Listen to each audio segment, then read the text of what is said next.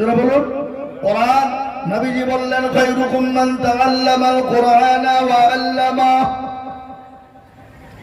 নবী যখন কোরআনে কারিমা যখন সাহাবায়ে কেরামদেরকে শিক্ষা দিতে শুরু করলেন, ইতিমধ্যে নবী পাক সাল্লাল্লাহু আলাইহি ওয়াসাল্লামের দরবারে একজন ইহুদি এসে বলে, ইয়া রাসূলুল্লাহ, নবী গো,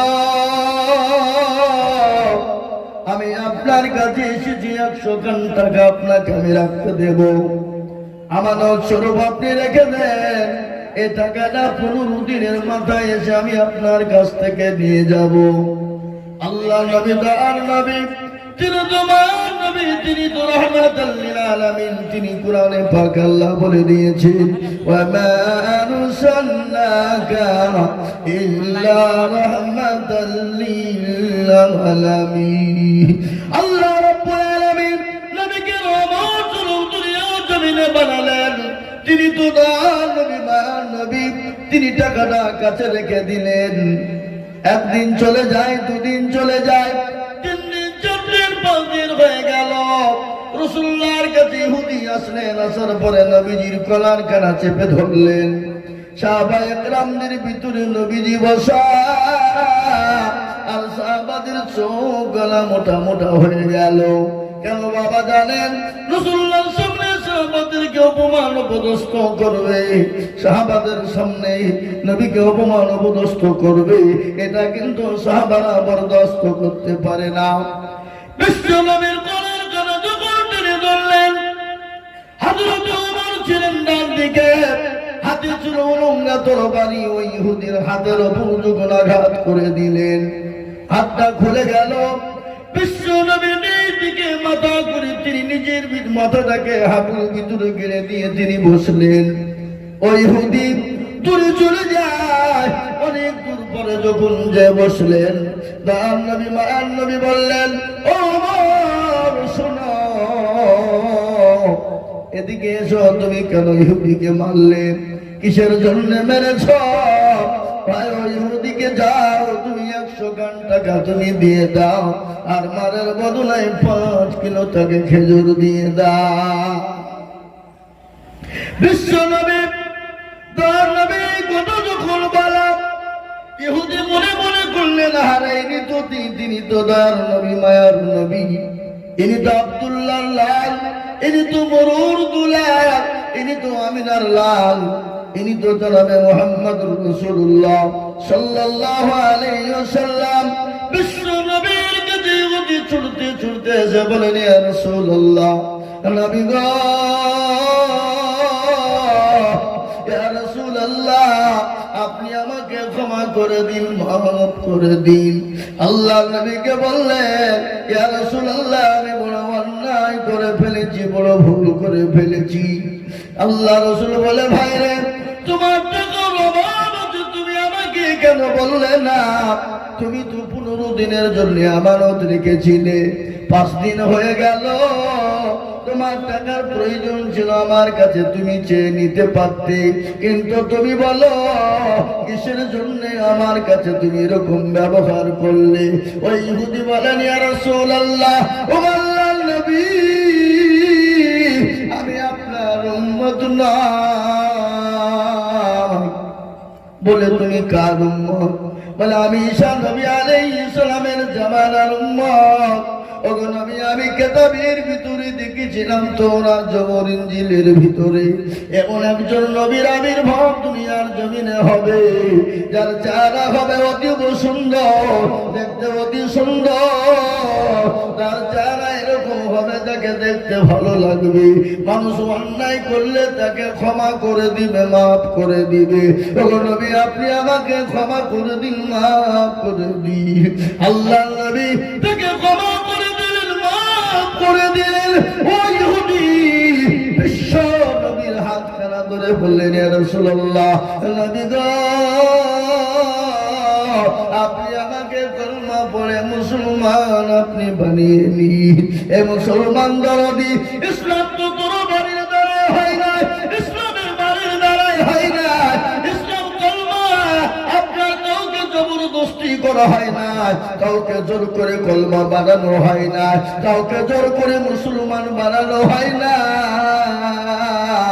মানুষ মানুষের সঙ্গে ইসলামের ব্যবহার, আল্লাহ নবীর ব্যবহার, সাহাবাদের ব্যবহার দেখে কাফের বেঈমান মুশরিক ইহুদির দলেরা দলে দলে কলমাওয়ালা হয়ে মুসলমান হয়ে গেছে। বাবা দলে দলে মুসলমান হয়েছে। তারা কিসের দেখে? ইসলামের আখলাক, চরিত্র, ব্যবহার দেখে, কলমার ব্যবহার দেখে। আজকে বলে মেয়েদেরকে ধর্ষণ করলে, রেপ করলে কুরআন বলেছে কোনো ক্ষতি নেই। কিন্তু একটা কথা শুনেলেন, গোটা ভারতবর্ষের দিকে লক্ষ্য করে দেখুন, আজ পর্যন্ত কোন মুসলমান ধর্ষণ করে মেরে ফেলেছে? আজকে কোন মুসলমান রেপ করে তাকে হত্যা করে দিয়েছে? আর তারা যারা বলে তারা ধর্ষণ করে মেরে দিয়ে, রেপ করে মেরে দিয়ে, আজকে তাদেরকে জেল থেকে বের হলে তাদেরকে ফুলের তোড়া দিয়ে বের করানো হয়। হয় না? হয় না? যেরকম হয় না? হয় না? এটা ভারতবর্ষের ইতিহাস। আজকে ভারতবর্ষে এই যে উত্তরপ্রদেশ যোগী রাজ্যে যেখানে জঙ্গল রাজ চলছে, যোগী আদিত্যনাথ নারায়ণ ডাকলু বাবু অত জীবন ও চুল গজবে গজাবে বলে মনে হয় না। তার দেশে জঙ্গল রাজ চলছে কিরকম? আদিবাসী, দলিত, তাদের কাছে দাম নেই, তাদের মেয়েদের সঙ্গে জবরদস্তি করে ধর্ষণ করে হত্যা করে দিচ্ছে, হত্যা করে দিচ্ছে। ভারতবর্ষের জমিনে কোনো আইন নেই, আপনার ধর্ষণের কোনো বিচার নেই, তার বেলায় নেই। আর ইসলামকে নিয়ে উল্টো পাল্টা কথা। নেতা তো আমাদেরও ছিল, নেতা ছিল না কেন?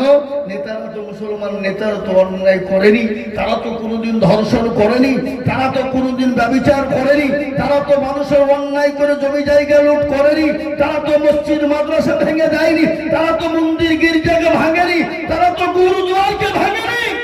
কেন? এরা হলো ইসলামের আদর্শে আদর্শিত, এরা হলো নবীর আদর্শে আদর্শিত। আর নবীর আদর্শে আদর্শিত যারা হয় তারা কোনোদিন চুরি করতে পারে? তারা কোনোদিন মানুষকে হত্যা করতে পারে? তারা কোনোদিন ব্যভিচার রেপ করতে পারে? তারা কোনোদিন কোনো ধর্মকে আঘাত করতে পারে? তারা কোনোদিন কোনো ধর্মের গির্জা মন্দিরকে ভেঙে দিতে পারে? কখনোই পারে না। আজকে শুনে নাও, তুমি ইসলামকে নিয়ে কুরুচিকর মন্তব্য করেছো, আল্লাহ মানুষকে ছাড় দেয় কিন্তু ছেড়ে দেয় না। বলবর সিং গজরুপরে মাদ্রাসা এসেছিল, বাবরি মসজিদকে সর্বপ্রথম ওই কুড়াল দিয়ে কুপিয়েছিল। সেই বলবর সিং আল্লাহ তাকে হেদায়েত করে ভারতবর্ষের জমিনে তিনি 100টা মসজিদ তৈরি করেছেন এবং তিনি কলমাওয়ালা হয়ে মুসলমান হয়েছেন। মৃত্যুর সময় কলমা পড়তে পড়তে মারা গেছেন। আমি আপনাদেরকে বলবো, যারা ইসলামের বিরোধিতা করবে, কোরআনের বিরোধিতা করবে, মুসলমানদের বিরোধিতা করবে, আল্লাহ মানুষকে ছাড় দিবে কিন্তু ছেড়ে দিবে না। ভাই সে কলমাওয়ালা হয়ে একদিন মুসলমান হবে, জমিন থেকে তাকে নাস্তিক বেঈমান হয়ে তাকে মার খেতে খেতে খেতে খেতে মরতে হবে। জি, মুসলমানদের নেতা ছিল না। নেতা কাকে বলে? আজকে দুদিনের পাওয়ার পেয়েছো, চেয়ার পেয়েছো, কলম পেয়েছো, মনে করছো সারা জিন্দেগি তোমার চেয়ার থাকবে না, এ চেয়ার তোমার থাকবে না। ফেরাউন ছিল না, নমরুদ, আবু জেহেল, আবু লাহাব, তোমার সাইবা ছিল না? তারা যখন ধ্বংস হয়ে গেছে, তুমি তো সামান্য চুলের যোগ্য নয়। তুমি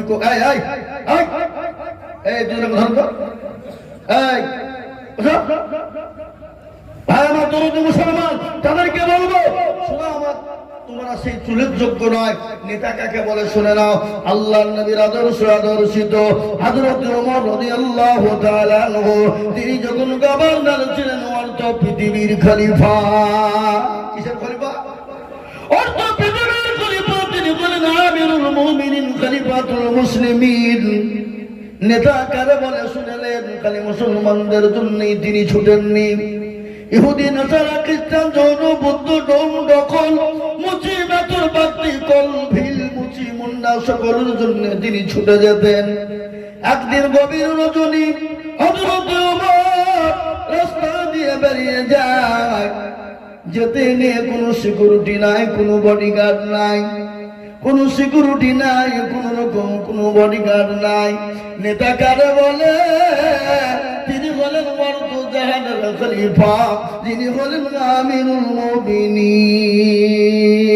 হে মুসলমান, আমি আপনার আপনাদেরকে শুনিয়ে দিই, তিনার কোনো বডিগার্ড নাই, তিনার কোনো রকমের কোনো আপনার কিছুই নাই। আর আমাদের দেশের নেতা আজকাল এরা দুর্নীতিতে ভরা, ঠিক না বেরিয়ে জোরে বলুন। দেশের মেম্বার 4 ডিগ্রি সিকিউরিটি, কয়টা কথা হয় না, 4টে সিকিউরিটি। মেম্বার যদি 4টে হয়, প্রধানের 1টা সিকিউরিটি, ব্লক সভাপতি তার হলো 12টা সিকিউরিটি, এমএলএ এমপির সিকিউরিটির তো শেষ নাই রে বাবা। কেন জনগণ জানে এই বেটা হলো দুর্নীতিবাজ, লোকের ঘর মেরে খেয়েছে, লোকের পায়খানার টাকা মেরে খেয়েছে, গরিবের টাকা গোলাকে লুটপাট করে খেয়েছে, এই জন্য সিকিউরিটির প্রয়োজন হয়, বুঝলেন না? আজকে প্রত্যেকের নেতা দেখেন পাতি নেতা। পাতি নেতা কাকে বলে? এখন নেতার পিছনে যে তেল দিয়ে বানায় তাকে পাতি নেতা বলে। ওর কাজ কি? গ্রামে এসে বলে ওকে থানায় ভরিয়ে দেবো, ওকে জেলে ভরিয়ে দেবো, বলেছে থানা জেলার বাপের ঘর। কি বুঝতে পারলেন না? বললেন না? বলেন এ বাবা নেতা কাকে বলে? আমিরুল মুমিনিন,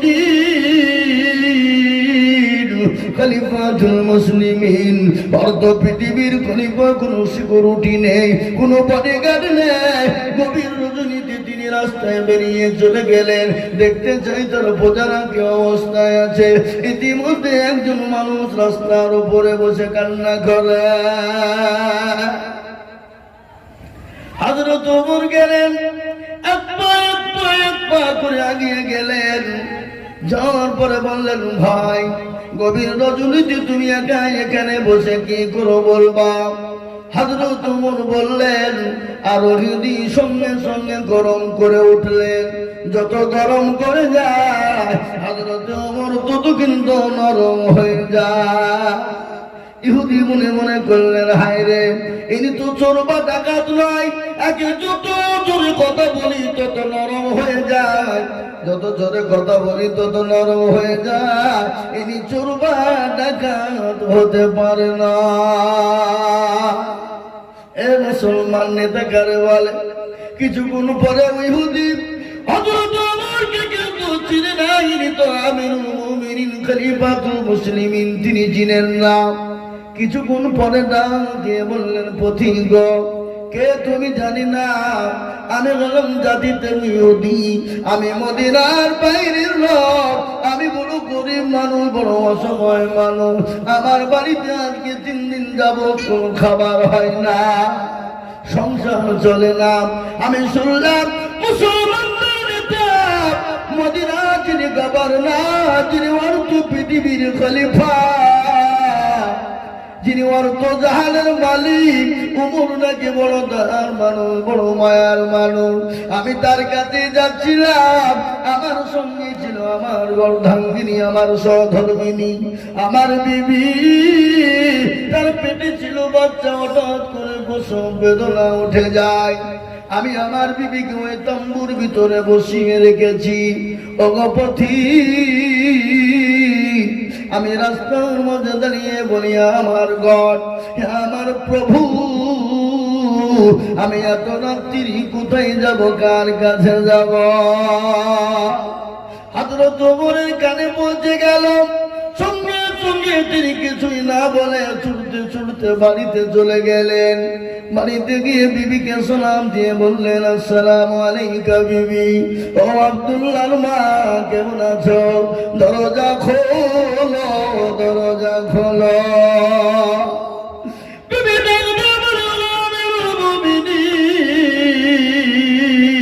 খলিফাতুল মুসলিমিন, দরজা খোলা, আপনি চলে আসুন। সঙ্গে সঙ্গে বিবিকে ডাক দিয়ে বলে, বিবি রে, তুমি কি জান্নাত নিতে চাও? বলে হ্যাঁ। তুমি কি জান্নাত খরিদ করতে চাও? বলে হ্যাঁ। তাহলে এখনই তোমাকে দায়ের কাজ করিতে হবে। তাই বুঝেন না? তাই বুঝেন না? হ্যাঁ, আগে দায়ের প্রয়োজন ছিল, এখন দায়ের প্রয়োজন নাই। এখন তো পেটে যন্ত্রণা হতে দেরি, হসপিটাল নার্সিং হোমে ভর্তি করতে দেরি না। আগে দায় লাগতো লাগতো, কিন্তু বাবা মনে কোনো ঘৃণা নাই, মনে কোনো অহংকার নাই, কোনো তাকাব্বর নাই। যিনি অর্থ পৃথিবীর খলিফা, যিনি অর্থ জাহানের খলিফার বিবি, মনে কোনো কোনো ঘৃণা নাই, মনে কোনো অহংকার তাকাব্বুর নাই। লকড়ি করি আগুন পরিজন যা ছিল সব নিয়ে নিলেন। এ মুসলমান, হযরত ওমর তিনি আসলামকে ডেকে বলে, আসলাম রে, দরজা খোলো, দরজা খোলো। আসলাম দরজাখানা খুলে দিলেন। দরজা যখন খোলা হয়ে গেল, আসলামকে বলে, আসলাম বস্তায় করে তুমি আটা ময়দা যা প্রয়োজন ভরে দাও, খেজুর ভরে দাও। বস্তায় লোড হয়ে গেল। আসলাম বলে, আমিরুল মুমিনিন, আপনার বোঝাটা আমাকে দেন, আমি বহন করে যাই। হযরত ওমর নেতা কারে বলে, নেতা কাকে কয়? তিনি বললেন, আসলাম আমি যে দৃশ্যখানা দেখেছি, কিয়ামতের দিন আল্লাহ হয়তো আমাকে আসামির কাঠ গড়ায় দাঁড় করে দেবে। আসলাম রে, আমার বোঝাটা আমার মাথায় তুলে দাও। আসলাম যখন আমিরুল মুমিনিন হযরত ওমরের মাথায় বোঝা তুলে দিলেন, বিবিকে সঙ্গে করে নিয়ে চলে গেলেন। বিবিকে নিয়ে যাওয়ার পর তাম্বুর ভিতরে ঢুকিয়ে বলেন, বিবি রে, এই তাম্বুর ভিতরে চলে যাও। তাম্বুর ভিতরে চলে গেলেন। হযরত ওমর পাথর দিয়ে আঘাত করে চুলো জ্বলে না, যত ফু দেয় তত ধোঁয়া হয়ে যায়। কিছুক্ষণ পর বিবি ডাক দিয়ে বলে, ওগো আমিরুল মুমিনিন, আপনার বন্ধুকে বলে দিন আল্লাহ তাকে পুত্র সন্তান দান করেছে। এই কথা যখন বলা, বুঝতে পারলেন, আরে ইনি তো দয়ার মানুষ, ইনি তো দয়ার নবী, ইনি তো দয়ার মানুষ, ইনি তো দয়ার মানুষ, ইনি তো দয়ার সেই মানুষটি, ইনি তো সে আমিরুল মুমিনিন, ইনি তো খলিফাতুল মুসলিমিন, ইনি তো দয়ার খলিফা উমর। দৌড়তে দৌড়তে গিয়ে হযরত ওমরের হাত কানা ধরে বললেন, ও আমিরুল মুমিনিন,